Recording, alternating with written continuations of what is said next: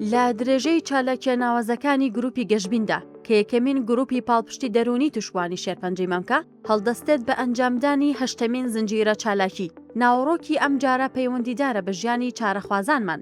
لەم بۆنەیەدا تیشک دەخرێتە سەر بابەت و نەخۆشیە جەستەیی و ئافرەتانیەکان کە لەگەڵ شێرپەنجەی مەمک و قۆناغەکانی چارەسەردا ڕوودەدات.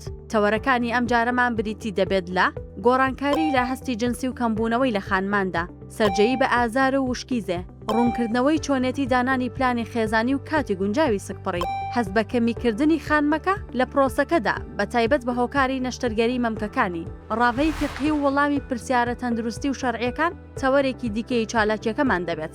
ئێمە وەکو هەمیشە دەبینە سەرچاوەیەکی بڕواپێکراوی چارەخوازانی توشبووی شێرپەنجەی مەم. گروپی گەشبین بە دروشمی وەیعجیبونی ئەلفەل کار دەکاتە سەر پاڵپشتی دەرونی و بەرزکردنەوەی هۆشیاری خانمان لە هەمبەر شێرپەنجەی مەمک و پشکنینی پێشوەختەدا. چاوەڕوان بن. سمارت وەرچەرخانە.